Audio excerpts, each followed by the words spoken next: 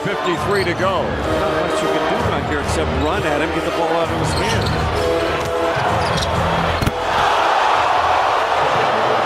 He is something else.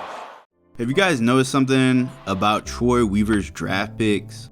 They look kind of familiar.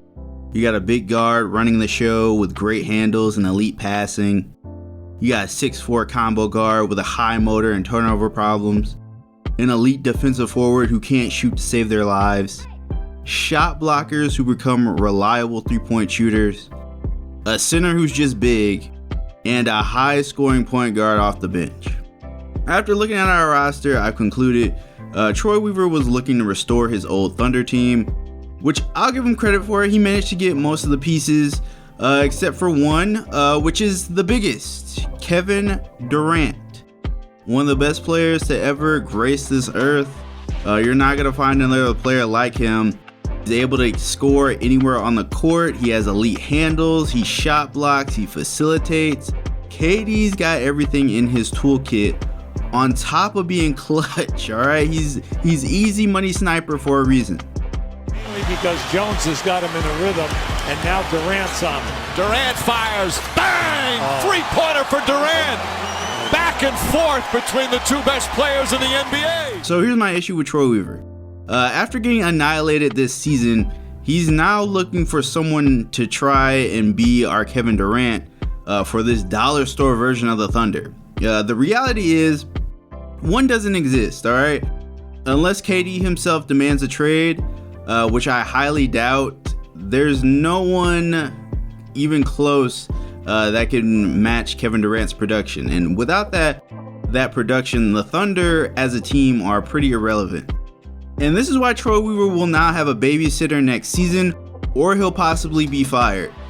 Tom Gores is hiring a new president of basketball operations to oversee the front office, so Troy is cooked either way. But I feel he did this to himself. Restoring the Detroit Pistons meant building around Cade Cunningham, who was gift wrapped to him on a silver platter. Okay, we got the #1 pick and we got the best player, I feel. But Cade went from having Sadiq Bey, Jeremy Grant, and Kelly Olynyk on the wings to a bunch of non-shooters.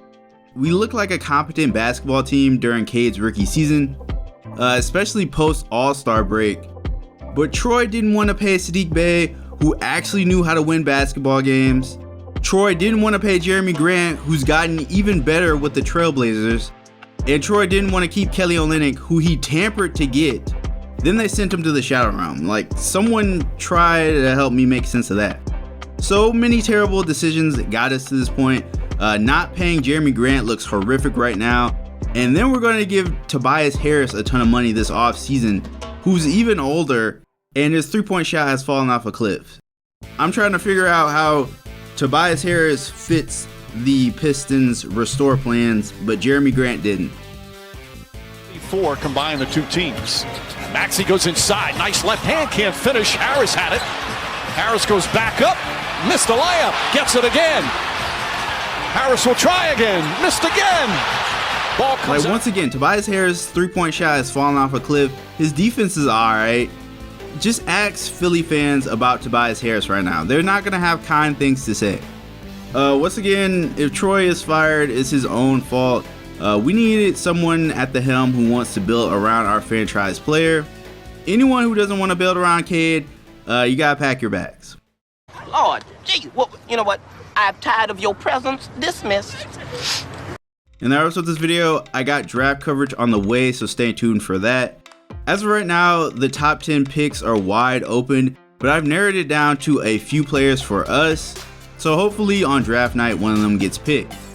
Alright guys, if you're hoping the Pistons add some shooters this offseason, hit that like button and subscribe to see more Pistons content.